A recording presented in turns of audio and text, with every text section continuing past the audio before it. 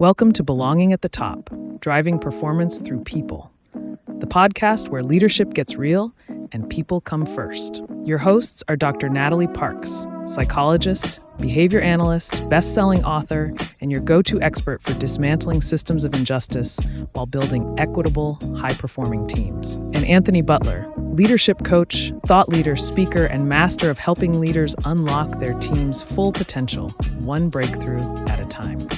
Together, they're here to tackle your toughest leadership challenges with just the right mix of science, strategy, and a sprinkle of humor. In this episode, we tackle othering, the process that turns different into less than and fragments high-performing teams. We provide insight as to how othering operates and how intentional leaders avoid it on their teams. Welcome back to another episode of Belonging at the Top. We've got another great show lined up for you. Natalie, how are you? I'm doing well. How are you? I am well. Today, we're going to talk about othering and all the things that lead to it. Again, as we can continue to explore some of the foundational concepts of creating cultures of belonging and what it means to be a leader who's intentional about creating that type of culture, I think that understanding what othering is and how it develops is something that leaders should know and understand so they can avoid doing it. That's going to be our journey for the day. And we can start off by let's define what othering is. What do you think of when you think of the term othering? So I think the first thing to do is maybe normalize othering a little bit. I think sometimes when we talk about topics and we talk about how we can do things better, we also need to recognize that this is a phenomenon that everyone does to some extent. But to me, at least, othering is recognizing that maybe there is a person or a group of people who are different from you, and you are putting a negative judgment on that difference, right? So you're not like me, you have a different opinion, you don't work as well. You know, I'm in sales and you're in production, and aren't salespeople better? All of those things. So it's putting a negative judgment on somebody because of that difference. They are not us, they are other. I think for me, the distinction is all of that plus the action, because you are the person in power or a person with influence, is that you're taking those thoughts and you're creating a separation or a negative workplace or social consequence for the person that you have those thoughts about, or the group of people you have that thought about. I think we all have, again, we talked about it in the kind of a pre-show. We all categorize, we all judge, we all stereotype, we all make generalizations, but it's when you take those thoughts and go the extra step of taking those negative thoughts and excluding folks. I think that's what makes it othering versus just having horrible, ugly, or normal negative thoughts. So how do we get there, though? I think it's probably prudent to talk about how these thoughts develop. Like, why do we categorize in the first place? So when you were going through your doctoral studies and you were studying behavior and the human brain, why do we naturally, and by we, I mean all of us, why do we naturally categorize? What's the rationale behind that?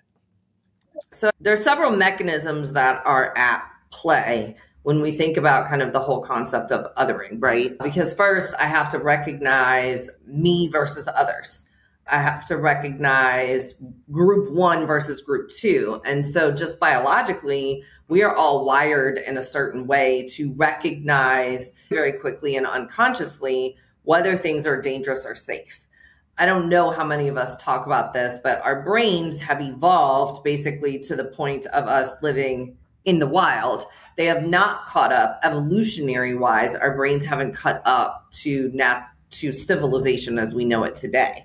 So we are still very much operating from a biological standpoint of every time I walk out into the world, every time something changes in my environment, I hear a loud sound, a light flashes, whatever, I have to immediately recognize, and my brain is set up to do that, if this is a safe situation or this is danger, and now my fight or flight response kicks in. So step one, recognize, is this friend or foe, so to speak. But the other thing is more of a learning concept of we learn how to put different things in groups. And without going too deep, we learn at very young ages that circles and squares are different. And we don't necessarily have judgment about that. We just learn they are different in some sort of way. A square has 4 sides. A circle is no sides. Round. One side. A circle is round. A circle is round. There are no angles. I think the definition is actually what? There are no angles in a circle? There are no angles and it has one side. Does it have any sides though? It has one side. I don't know. We will ask our mathematician friends to chime in on that one, because I would say a circle has no side. How many sides does a circle have? It has to have a side to be a circle. Otherwise, it's nothing. To be continued in our nerdy conversation after the episode. We learn how things are categorized. And when we then think about connecting it to othering, circles and squares don't necessarily teach us to other, but we also categorize people, right? We categorize people as friend or foe. They're dangerous or safe. We tend to think that we are safe. And so people who share some characteristic with us may go into our group of safe. But those who are different go into a different or other category. Right.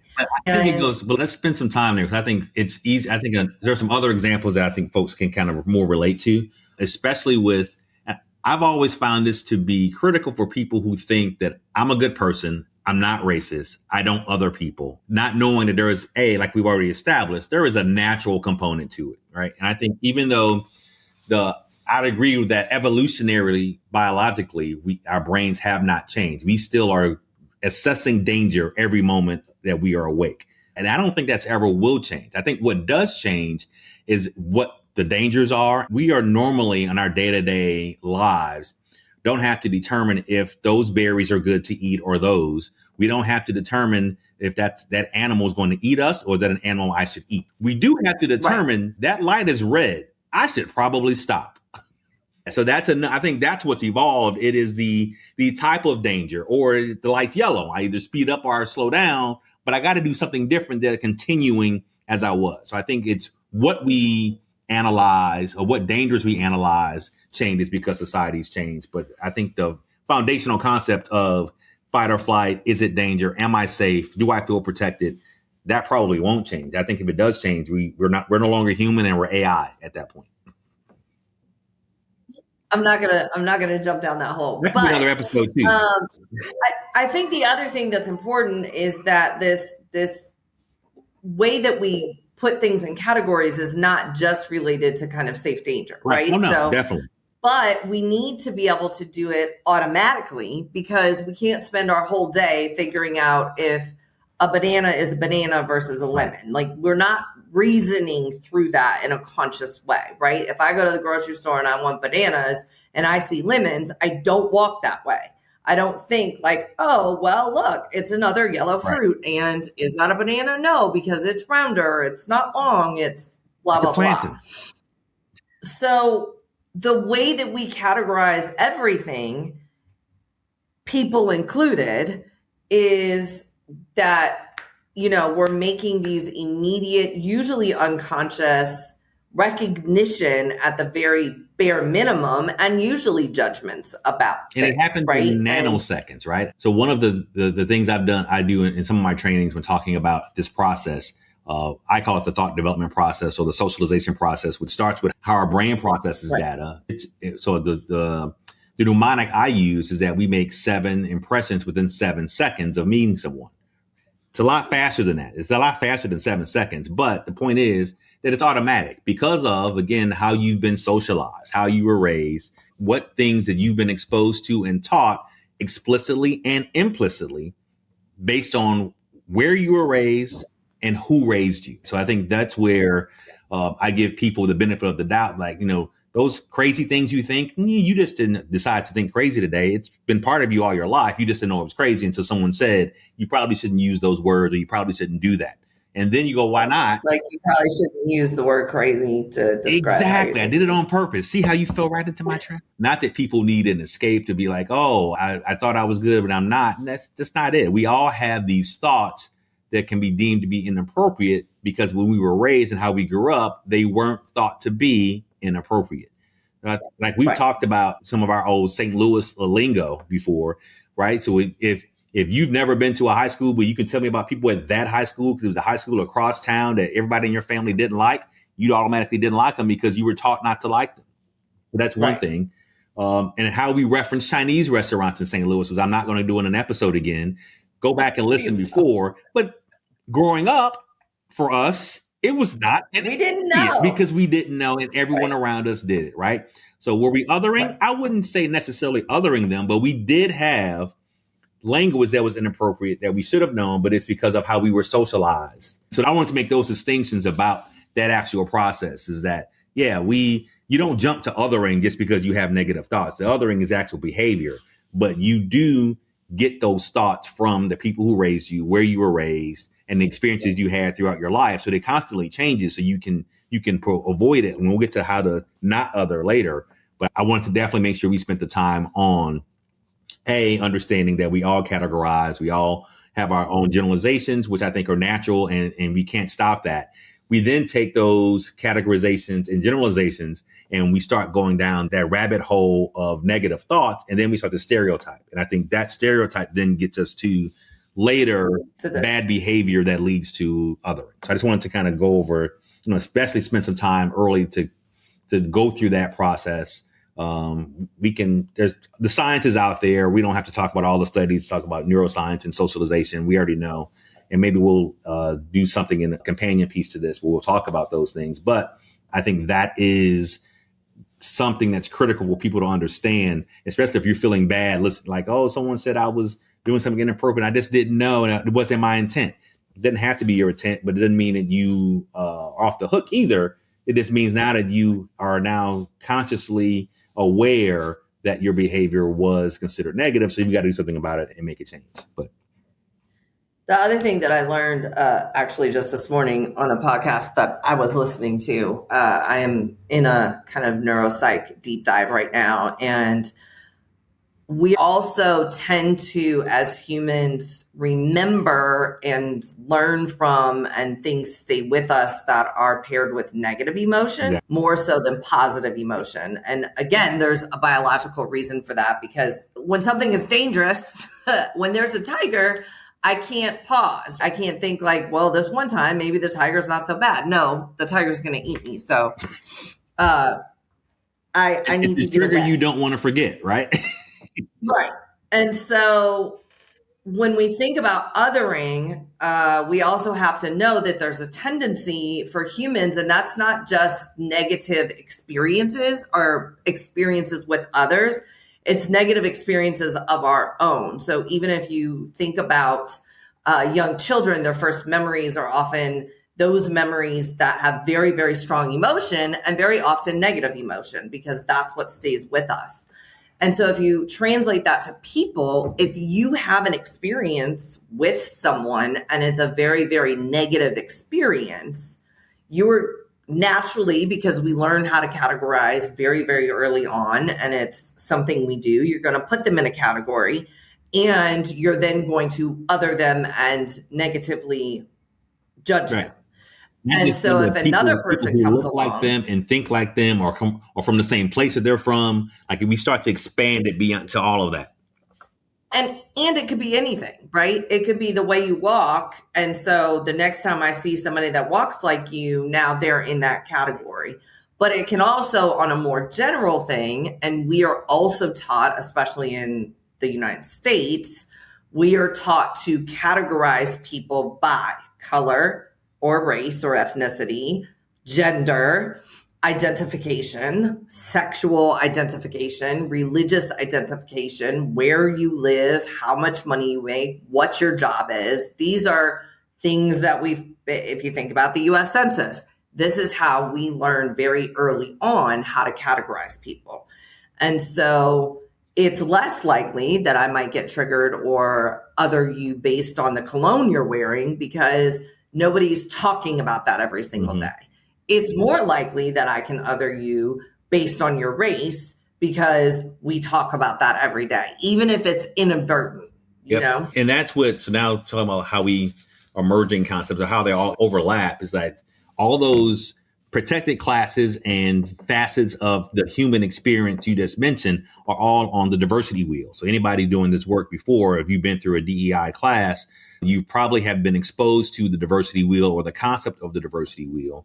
And so those factors, whether it be internal, things that we can't change about ourselves, like our age, race, gender, sexual orientation, et cetera, versus the external factors of our lives, where we live, where we go to school, what job function we do, what career we chose, we still judge people based on where they fit and how we categorize them along those things. I want to make that correlation for people who may have been through similar classes and trainings before, that this is, again, you've heard it before. It's not a new concept, but this is where it comes from. And this is some of the behaviors that we want to try to avoid in the workplace.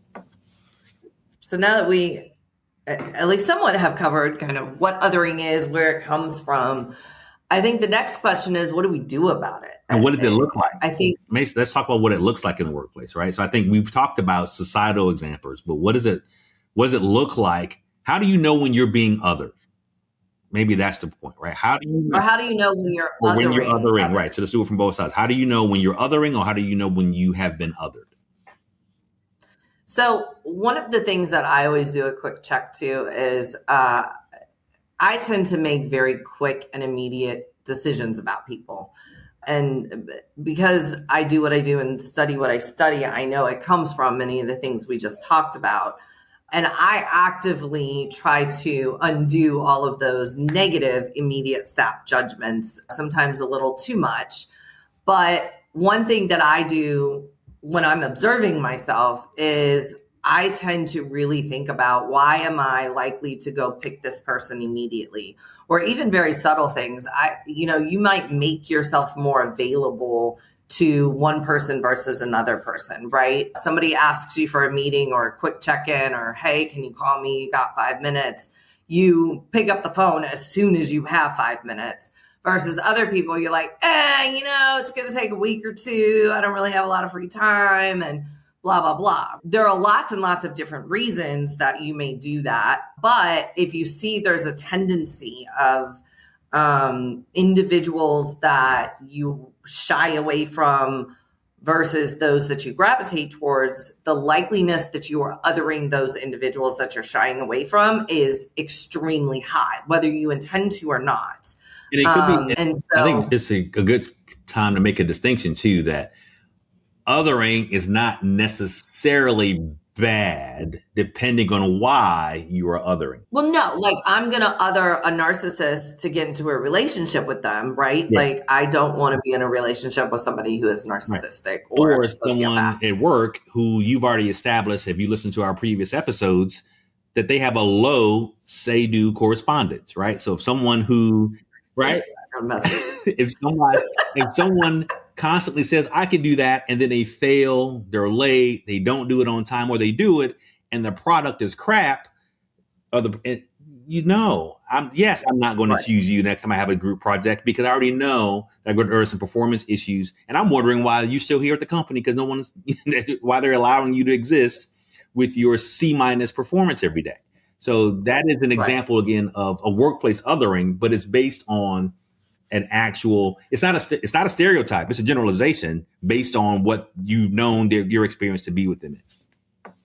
Although I might argue, just to play the other side, that most people are giving you C- performances because their environments are not set up to give you A performances. As a true behavior analyst, the learner or the person is always right, and their behavior is really telling you what their environment is doing as opposed to what they internally are doing. But we can have that talk maybe a little later. Listen, if work starts at 8 and you're there at 8:15, then that's a problem. You have an environment that doesn't allow you to be successful. Or I'm not saying there shouldn't be a consequence. I'm just saying. All right. Here's an example. I'm going to give you a quick example, and then we're going to get back on track. I was working at this agency. We'll just call it an agency. When I got there, there was that exact expectation. So let's just say everybody was supposed to be there at 8 a.m. People were rolling in at 8:30, 8:45. They got, there are other people that arrive who now can't do what they need to do because these people aren't here. It was a whole thing. And when I got there, I was like, what in the world is happening? Well, there were no contingencies in place. So administration was mad that everybody was late, but nobody was saying anything to them about being late. Nobody was doing anything about it, so to speak. So we rolled out a new policy, a late policy, of course. If you're more than 5 minutes after your arrival time, then your pay is going to get docked, you're going to get written up, all these things. And we put in, because we're good behavior analysts, a reinforcement system. If you're arriving on time every single day, then there are perks that get unlocked and opened and all of that. All of a sudden, within 2 weeks, everybody was mad for a minute, but within 2 weeks, everybody's on time. That's not a person issue. It was a process issue. It was a contingency. It was the environment. The environment was not setting them up to be successful. All right, I'm going to let your example stand for now so we can get back on track. Because I have a whole lot of things about your environment. Well, you othered those late people, and I just actively worked to not other them. You did. And so I guess we're not so off track, right? So it's another example of how that can play out in the workplace, right? So if that's the case, what that demonstrates is how you can recognize that you are othering someone and finding a way to not do that and to make this environment more productive and successful for everyone, therefore increasing their feeling of belonging in the organization. And as a leader and as an HR person, I still say you only do that with people you care about in the relationship who that you would consider a regretted loss if they were to go, right? So I don't think we make, although it could be a culture improvement, we typically don't do those for folks who are historically, for a variety of reasons, not just for being late, are not working on the team or in the environment. And again, we just want to your point, making sure that the reason why they're not working is because they've been othered. Right. I think that's another layer of evaluation that as a leader listening to this, before you make those decisions, going back to your personal example of why did I put this person in this category in the first place? So then examining that to make sure it's not based on some negative life experience that you're now projecting on them, thereby othering them due to no fault of their own.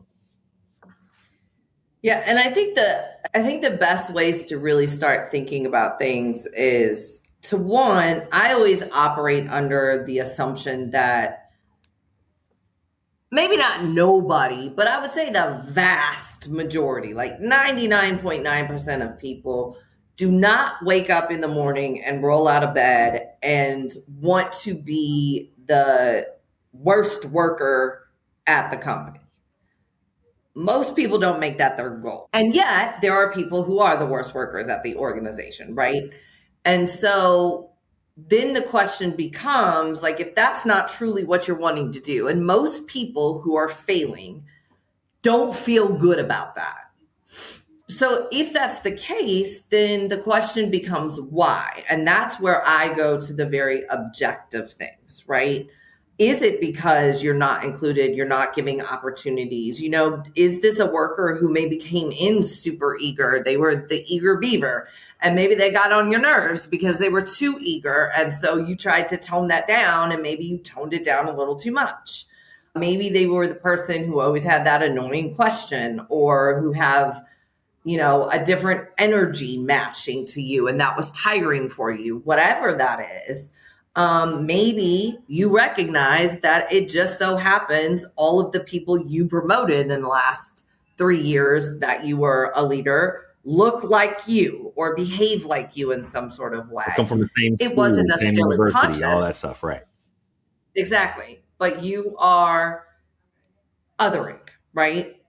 And so I think it's important to also point out that even if you're not actively othering, but you are actively inning or associating with, you are actively othering by default, right? And so some people focus on like, well, no, I'm just focused on the people like me, and it's not that other people are bad, but I just like who I like. And that's fine if you want to be social, but it's not fine when you're in an organization. Right. And I think it's another form of bias, right? That's a halo bias at that point, right? Because I've categorized you as being familiar and therefore safe because you look, act, think like me, came from the same place as me, you're automatically good, halo, because of that. And so part of it, again, I think Did we do an episode on bias? I can't recall. We've talked about it before, though. We've definitely talked about it. Maybe not an explicit episode, but because we're in season 2 now, we've had a whole season 1 that I can't remember. We have a whole season 1 we forgot about. But no, I think that is another example, though. Again, just kind of making these correlations for our listeners that, we definitely use the halo bias, that people who they could be not performing as well, but because I like them, they look like me, I have fun with them, I have generally good thoughts about them, then I'm going to give them the benefit of the doubt without subconsciously, even when they don't deserve it, only because I have a positive internal thought about them. So we want to avoid using, to your part, I guess the word you used was inning, right? Where I'm not othering them, but I'm inning them. It's because, and the reason I do that is because of a halo bias. Yeah. And I would say that, the other thing you brought up is, how do I know if I'm being othered?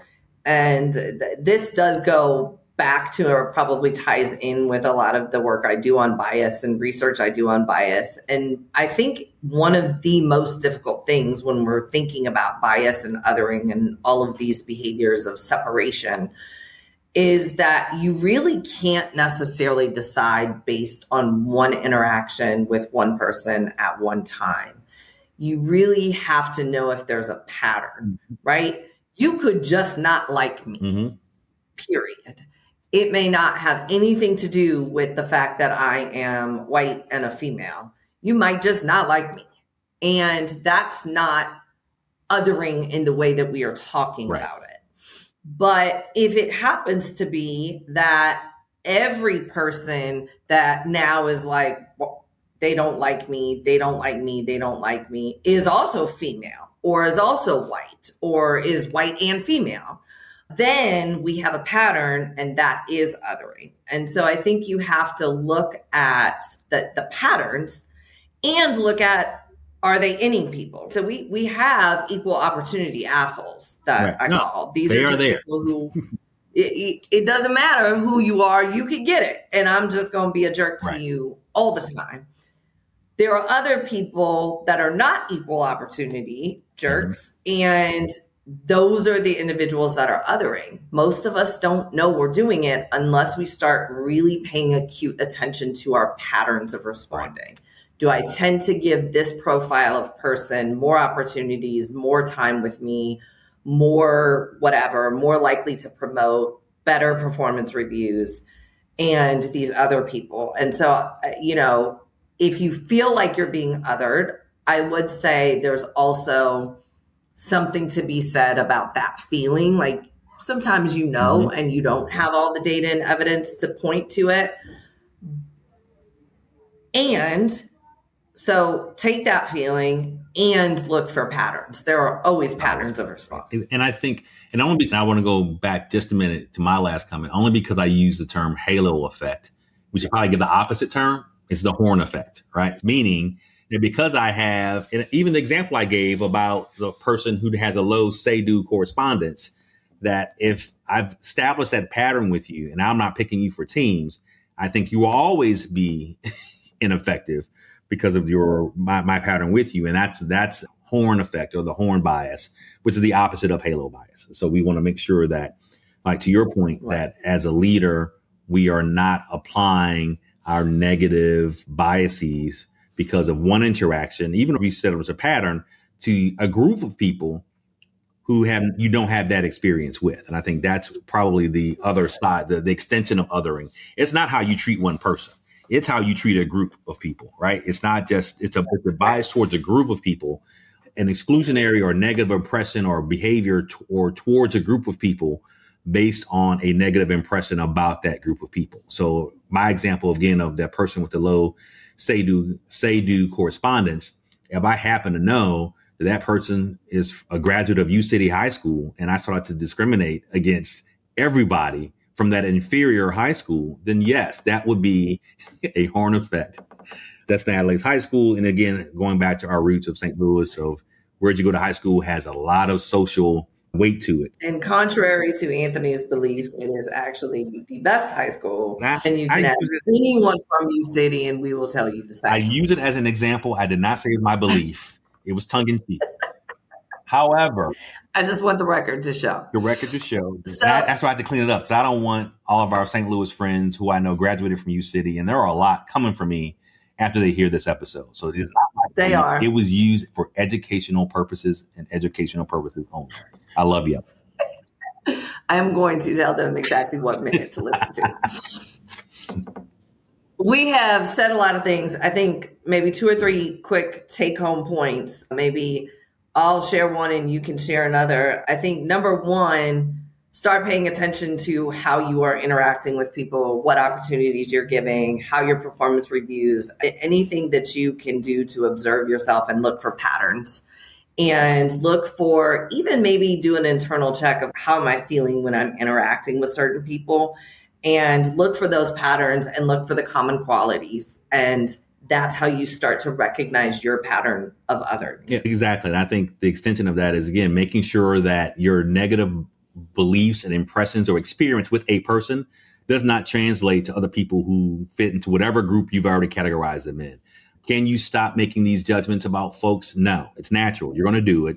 I think where the rubber meets the road is that we need to understand and make sure that whatever those beliefs are, that they're rooted in fact, they're rooted in experience with that person, and they are limited to that person. So if you are responsible for recruiting your team, are you recruiting from all the same schools because you have a halo bias toward that school, those schools, and that's the only school you look at? You might be unintentionally excluding other schools because you have a positive influence or positive experience with that particular school or set of work experience. So that's an example, again, of kind of giving the real, how do we do this at work? If you are responsible for assigning shifts, assigning teams and project teams, look at your process of how you assign those. If you are concerned about it, or if someone says, hey, I feel like I'm being left out, red flag, right? You should, you're now been put on notice. There's something maybe amiss, and it could be they're being left out because of their performance. I'm not saying that you have to go back and undo your decision, but if you care about being intentional about creating a culture of belonging at your place of work or in your team or whatever it may be in your volunteer and personal life, that you are doing it in a way that you can really point to the fact that, nope, it's just you. It's not people who look, think, act like you. It's you who are being, and you can identify that, and you can really explain that in a way that makes sense, and hopefully turning into a coaching moment. So if that is a person that you value on the team, they understand why and what their steps are to be included the next time, but make it performance-based, tied to something that is objective, not just to, I don't really like you because you went to U-City. I had to bring it back. And with that, thank you all for listening to this episode in season 2 of Belonging at the Top. And remember, great leadership starts with belonging. Thanks for tuning in to this episode of Belonging at the Top. We hope it sparked new ideas for fostering belonging in your leadership journey. If you found it insightful, please like and subscribe to our podcast for more thought-provoking discussions. We'd also love it if you could share it with others who might benefit from the conversation. If you have any feedback or topics you'd like us to cover in future episodes, please email us or drop us a note on Instagram or LinkedIn.